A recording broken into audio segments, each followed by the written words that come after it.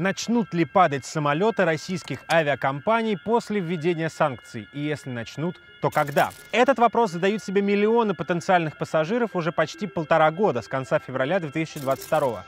И прямо сейчас попробуем ответить на простой, но очень важный вопрос. Можно ли летать на самолетах в России? Совсем недавно, осенью прошлого года, Международная организация гражданской авиации, или ИКАО, пометила Россию красным флажком после оценки безопасности полетов. Теперь во всем мире только 3 такие страны – Либерия, Бутан и Россия. Что это значит? Теперь нельзя летать самолетами в России, только поездом? Ни для кого не секрет, что большая часть самолетов в России сделана зарубежными компаниями, прежде всего Боингом и Airbus. Если самолеты иностранные и летали столько лет, может, и бояться нечего? До начала войны общий авиапарк пассажирских самолетов составлял 1200 бортов. Из них свыше 60% как раз иностранные, и именно на эти самолеты приходилось 95% всех перевезенных пассажиров. Из них 78 самолетов арестовали по всему миру сразу после вторжения. Остальные российские власти решили оставить себе, хоть они и принадлежат иностранным фирмам. Ну и правильно сделал, потому что если с нами так по-хамски ведут себя, то мы с волками жить, по-волчьи выть. Правда, теперь оставшиеся Боинги и Airbus летают только над территорией России и дружественных стран, и то не всех. Получается, нечего переживать, Боинг же в любом случае остается Боингом. Но проблема в том, что обслуживание самолетов невероятно трудоемкий, очень регламентированный и завязанный на единый общемировой стандарт процесс. Нельзя просто так отогнать самолет в ангар Шереметьево, как старую «Ладу» в гараж, поковыряться в двигателе и отправиться, скажем, во Владивосток. Хотя кажется, что чиновники себе этот процесс так и представляют, только вместо гаража — Иран. Теперь там собираются проводить техобслуживание иностранных самолетов. Один уже даже отогнали. В начале апреля этого года широкофюзеляжный Airbus A330-300 приземлился в Тегеране. Обслуживание — это первая большая проблема, с которой уже столкнулась российская авиаотрасль, и она напрямую влияет на безопасность полетов. Даже если не предвзято смотреть на Иран как на ремонтную базу, это место слабо подходит для обслуживания западных лайнеров. Иран сам по себе летает на старых самолетах. Возраст его парка превышает 20 лет. Для сравнения, средний возраст самолетов Аэрофлота — 6 лет. Молодость парка была даже слоганом главного российского авиаперевозчика. Авиапарк Аэрофлота самый молодой в Европе. При этом российские чиновники ездили в Иран обсуждать вопрос ремонта самолетов. И вот что рассказал проекту один из членов делегации. На любой конкретный вопрос иранцы отвечали: через 40 лет под санкциями вы тоже научитесь. Там все делается на коленке. Иран — худшая страна по числу авиационных катастроф и жертв в них на всем Ближнем Востоке. Может, тогда обслуживать самолеты в России? Нет. По словам опрошенных проектом специалистов, это практически невозможно. Причин несколько. Это и нехватка ангаров, нехватка специфического оборудования и даже запчастей. Простых запчастей. Это не банальные фильтры и резиновые прокладки, которых, извините, тоже внутри России не производят, и порой приходилось их завозить в личном багаже. Кроме того, регулярное глубокое обслуживание всех типов иностранных самолетов в России никогда не проводили. Самые проблемные — самолеты с большим налетом, то есть те, которые часто и много летают. Для таких есть 2 типа обслуживания. Проверка типа C проводится раз в 2 года и длится около месяца. И проверка типа D. Это едва ли не полная разборка судна, она проводится раз в 6-10 лет и занимает несколько месяцев. Тут же снимаются двигатели, заменяются шасси, осматривается фюзеляж изнутри.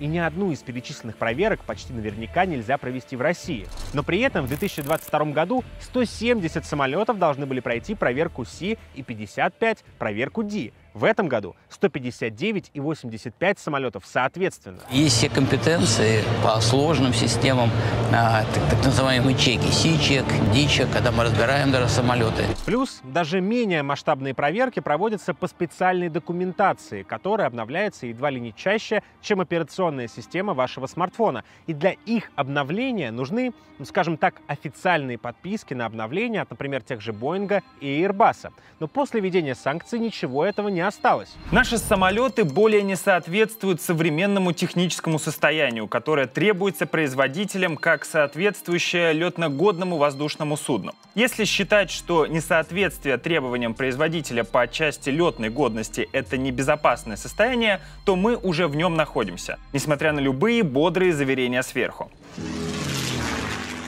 Если у самолета что-то сломалось, то к нему нужны запчасти. И если раньше эти запчасти покупали у Airbus и Boeing, то теперь их буквально берут с рук. С 26 февраля прошлого года Евросоюз и США, то есть страны-производители самых популярных самолетов, запретили ввозить в Россию детали, технологии, а также страховать самолеты. Нет законных способов, которыми оригинальные запчасти, документация и услуги могли бы попасть к российским перевозчикам. Проблема запчастей, наверное, будет решаться за счет параллельного импорта. Скажем так, есть много решений этой проблемы.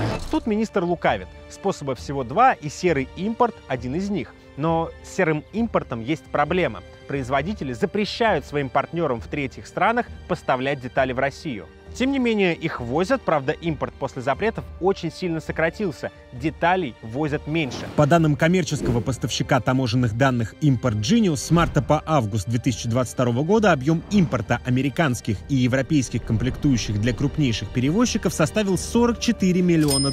Сравниваем с тем, что было в 2021. Только Аэрофлот закупил детали на сумму не менее $430 миллионов.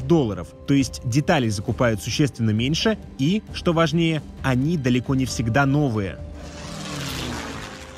Если сложно найти запчасти, значит их можно найти просто на другом самолете.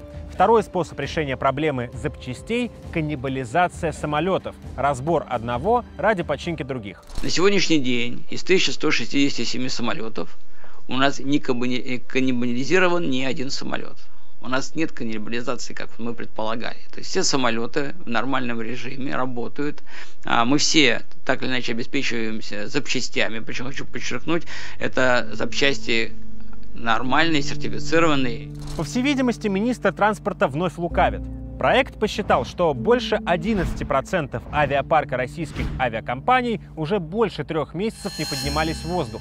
Нет, это не означает на 100%, что все эти самолеты распилили на детали. Они могут как раз ждать запчасти или простаивать из-за общего снижения перевозок. И все же среди этих самолетов точно есть несколько каннибализированных. Например, поступивший 24 февраля 2022 года новенький Airbus A350. Аэрофлот все равно им не пользовался, не мог обновить софт из-за запретов, так что самолет пошел на детали. Но вопрос: опасно ли это, или на самом деле, быть может, никакой угрозы пассажирам такая практика не несет? Ситуация, правда, уникальная, так что последствия еще только предстоит оценить. Правда, в случае с авиацией опыт ошибок — это катастрофы и сотни человеческих жизней. Безопасность в авиации – это безусловный приоритет. Поэтому, как говорят в авиации, все правила авиации написаны кровью. Пока можно говорить о том, что в России существенно размываются границы допустимого, в частности, обслуживания гражданских самолетов. Есть такая вещь – сертификат годности компонентов. Он подтверждает, что деталь самолета сделана в соответствии с нормами производителя и с использованием сертифицированных запчастей.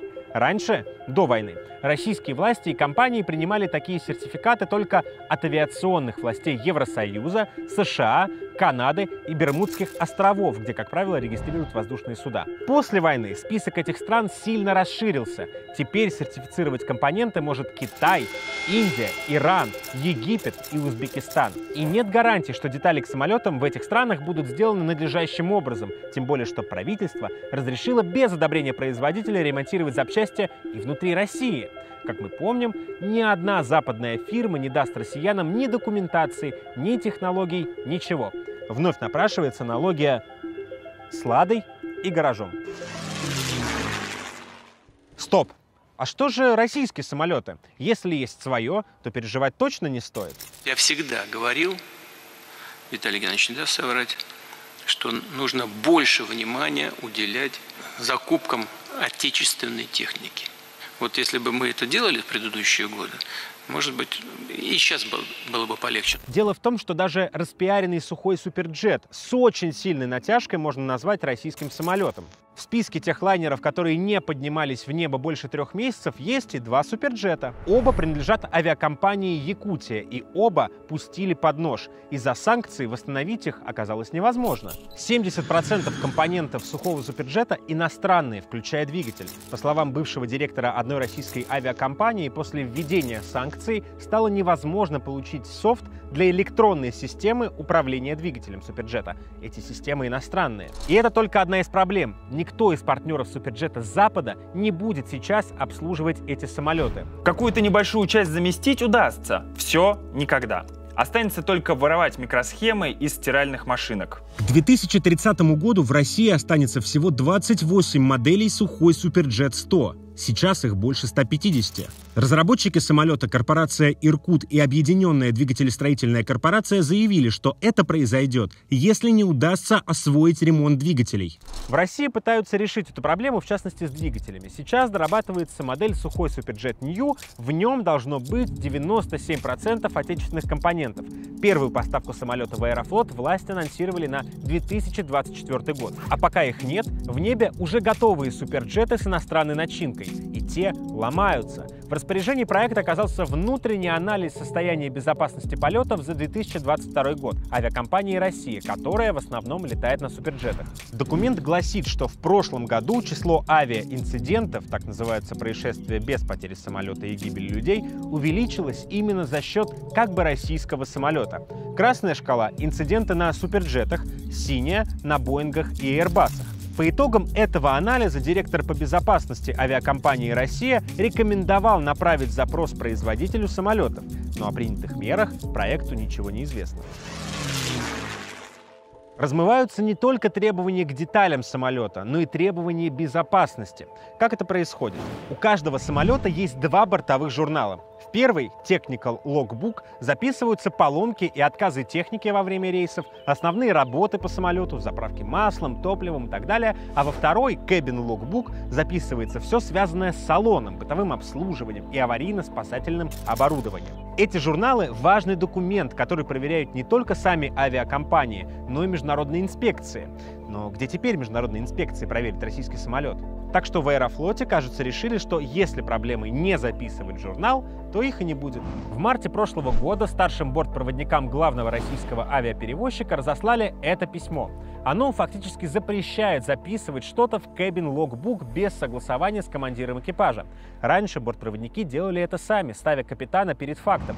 Теперь же самолет может уйти в рейс с поломкой салона, и никто об этом не узнает, утверждает бортпроводник с 10-летним стажем, который анонимно поговорил с проектом. Техники за словом в карман не лезут. Я к ним приходил и говорил: слушай, ну вот это сломалось. Я не писал ничего. Зачастую они отвечали: ну и правильно, все равно этой запчасти нет. Это касается не только салона, но и других важнейших частей самолета. Бывший пилот авиакомпании «Нордвинд» рассказал проекту такую историю. В январе этого года он должен был лететь из Казани на Боинге 737, но увидел, как из двигателя струится топливо. Оказалось, что с этим бортом, по словам инженеров, такое происходило уже несколько раз, но ни одной записи в Technical Logbook об этом сделано не было. Администрация авиакомпании просила не писать ничего. В тот момент на борту находились 190 человек, а самолет летал с этим дефектом уже не в первый раз. По словам того же пилота, с весны прошлого года администрация Нордвинда стала чаще давить на летчиков, чтобы те не записывали поломки в Technical Logbook. Русская авось работает и в авиации. Понятно, что летать на авось страшно, но, к сожалению, так во многих авиакомпаниях страны сейчас происходит. Другой пример. Бортпроводник Аэрофлота рассказал, что в прошлом году его самолет летел из Дубая в Москву с неполным комплектом кислородных баллонов. Это грубое нарушение, но командир не разрешил записать проблему в Cabin Logbook, чтобы вылет не задержался. Раньше, по словам стюарда, за такое бы сразу уволили, а сейчас это норма. Безопасность в авиации – это безусловный приоритет. Еще один пример, прямо привет из тех времен, когда на российских железных дорогах были санитарные зоны. Целых полгода самолет одной российской авиакомпании летал с неисправным туалетом. Поломка вакуумного генератора привела к тому, что пользоваться им можно было только после достижения высоты в 5 километров. Ниже в туалете просто не работал смыв. Случай может показаться курьезным, но и на это есть свой регламент. По словам авиатехники, техника, с такой поломкой самолет мог летать не больше 10 дней, но теперь летают по полгода. Почему это происходит? Эта проблема вытекает из сложностей с поставкой запчастей. Хоть их и импортируют через третьи страны или снимают с других самолетов, все же это дольше. Логистика не справляется. И чтобы самолеты не простаивали до исправления, о поломках до тех пор предпочитают умалчивать. С начала войны и введения самых широких санкций в России не было крупных авиакатастроф с человеческими жертвами. И этот факт может давать ложное ощущение, что авиация успешно справляется с западным давлением. Запад развернул против нас не только военный, информационный, но и экономический фронт. Но нигде ничего не добился и не добьется. Но наше исследование показывает, это, мягко говоря, не так. Решение проблем в авиации напоминает процесс вычерпывания воды из лодки с пробитым днищем посреди океана. И если лодка пока не затонула, нельзя говорить, что проблема решена.